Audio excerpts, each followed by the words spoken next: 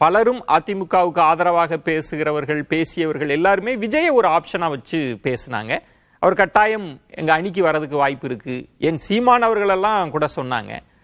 அதிமுக குறித்து விஜய் தரப்புல வெளிப்படையா சொல்லாமே இருந்தாங்க, விமர்சிக்காமே இருந்தாங்க. அப்போ ஊடகமா எல்லாரும் பேசிட்டு இருந்தாங்க.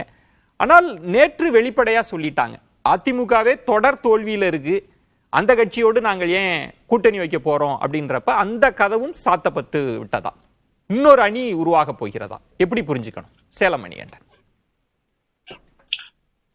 புதிய தலைமுறை நேயர்களுக்கு வணக்கம். விஜயன், இதுல என்னன்னா, இப்ப எனக்கு முன்னாடி பேசுற மூத்த பத்திரிகையாளர் பாருங்க, இப்படியே போற போக்குல விஜய்க்கு நல்லா டெம்ட் ஏற்றி விடுறாரு. தனியா நிக்கணும், தனியா நின்று அவர் பல்ப் வாங்கணும், தோத்து போகணும் அப்படிங்கிறதுக்கு அழகா அவர் வழி எப்பயே சொல்றாரு. அது அப்படியே பூடகமா என்ன சொல்றாரு, மக்களை தேடி போகணும் அப்படிங்கிற மாதிரி எல்லாம் சொல்றாருங்க.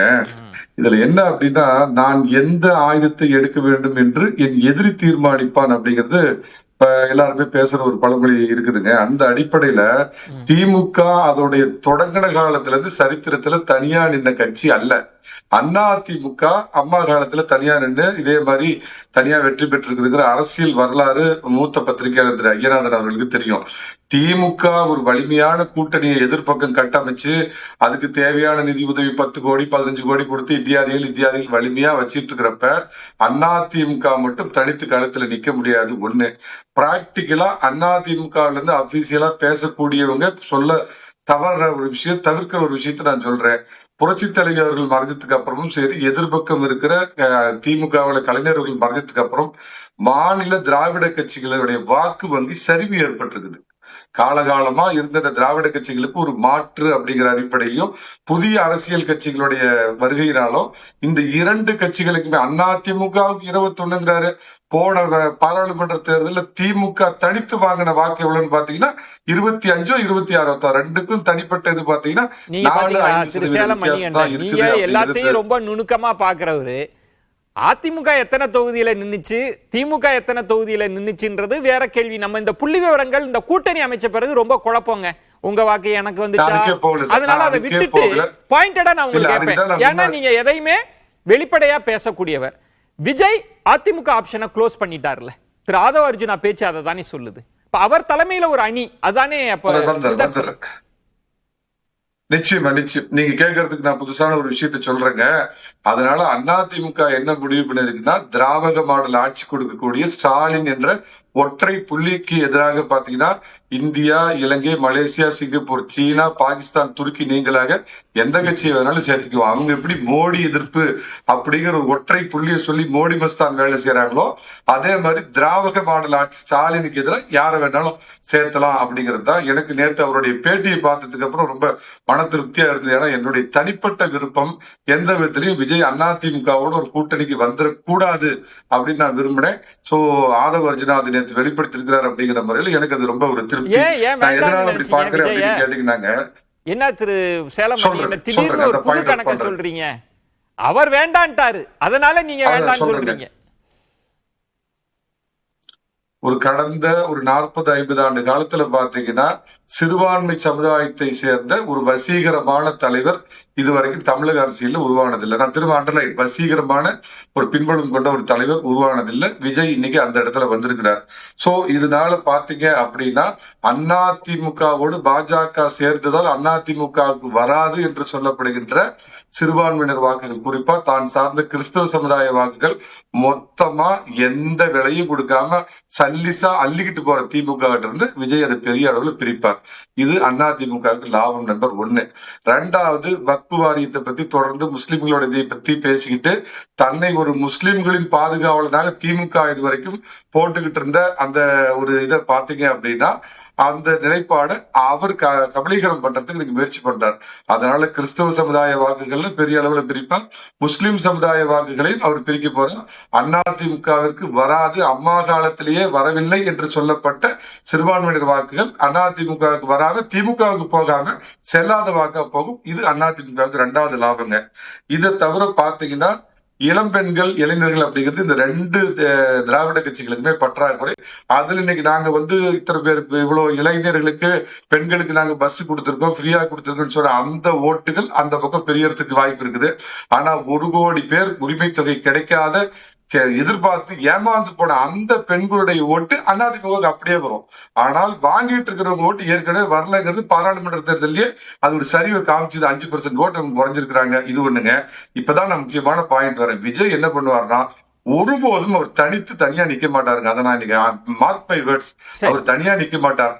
தன் தலைமையில் ஒரு வலிமையான கூட்டணியை அவர் ஏற்படுத்த முயற்சிக்கிறார். எப்படின்னு கேட்டீங்க அப்படின்னா, அவர் வலை விரிக்கிறது காங்கிரஸுக்கு. எந்த அடிப்படையில சொல்றேன்னா சார், 2029 தேர்தல் வரைக்கும் காங்கிரஸுக்கு திமுகவுடைய தேவை என்ன இருக்குது? மோடி ஆட்சி ஒண்ணு கமுத்த முடியாது நிச்சயமா. அடுத்த 4 வருடங்கள் அவங்க தான் இருக்க போறாங்கிறப்ப திமுகவுடைய தேவை என்ன இருக்கு? அப்ப காங்கிரஸ் என்ன நினைக்கணும், ஒரு ரிஸ்க் எடுத்து பார்க்கலாம். 67 இழந்த ஆட்சியை விஜயோட ஒரு வேலை சேர்ந்தோம்னா நிறைய சீட்டுகள் வாங்கி துணை முதலம் ஒருவேளை வெற்றி பெற்றால் துணை முதலமைச்சர் அப்படிங்கிற அளவுக்கு இடம்பெறலாம்.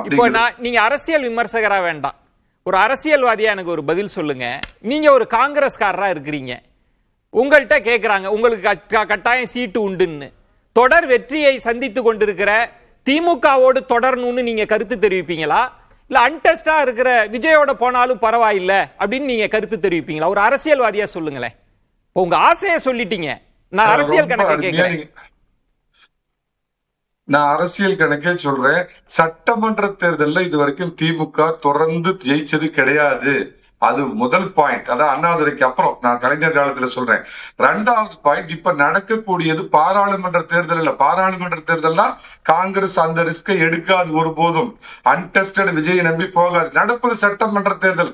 காங்கிரஸ் தலைமைக்கு வேண்டுமானால் திரு சேலம் மணிகண்டன், காங்கிரஸ் தலைமை வேணா வேறொரு கணக்கு போடலாம். ஆனா காங்கிரஸ்ல இருக்கிற தலைவர்கள் கண்டெஸ்ட் பண்ணணும்னு நினைக்கிற ஆசைப்படுற தலைவர்கள் தொடர் வெற்றியில இருக்கிற திமுகவில் இருக்கணும்னு நினைப்பாங்களா, விஜயோட போகணும்னு நினைப்பாங்களான்றது வேற கணக்கு. ஆனா இன்னொரு விஷயம் சொல்லுங்க, மாற்று அணின்றப்ப நீங்க காங்கிரஸ் சொல்றீங்க. திரு ஐயநாதன் அவர்கள் சொன்ன மாதிரி பாமக இன்னும் என்டிஏவை உறுதிப்படுத்தல.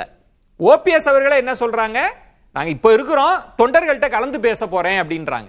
எனக்கு அதிருப்தி இருக்கு பாஜகவுடன். அப்ப ஓபிஎஸ் போக வாய்ப்பு இருக்கு.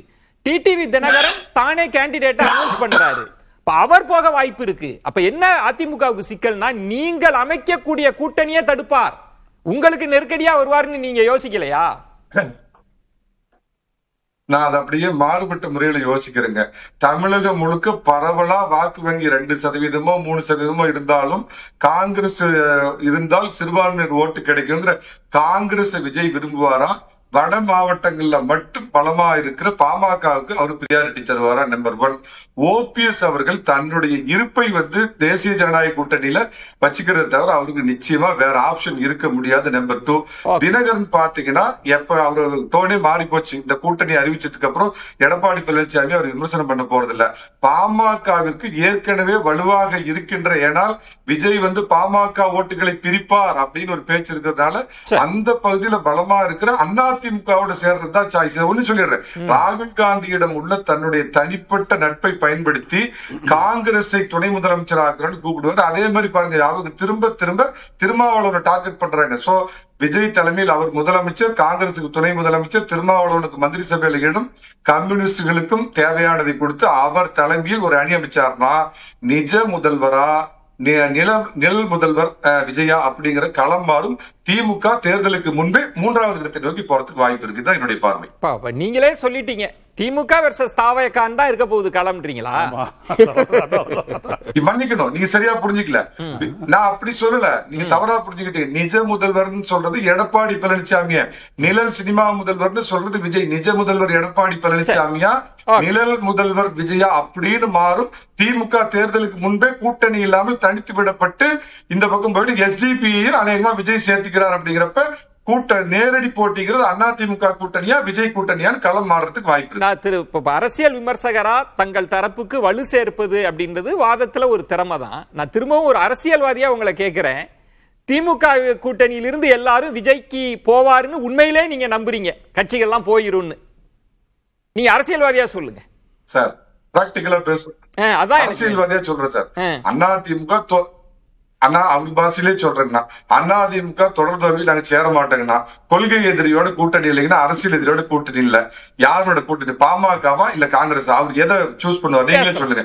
தமிழகம் முழுக்க 2% 3% அதத்தான் சொல்றேன். விஜய் வந்து நீங்க என்ன பாருங்க, ஒண்ணு அவர் தலைமையில காங்கிரஸ் சேர்த்து கூட்டணி வைப்பார், இல்லன்னா அவர் கடைசியில எல்லாம் மூட்டையை கட்டிட்டு அதிமுக வருவார். இதுதான் நடக்க போகுது.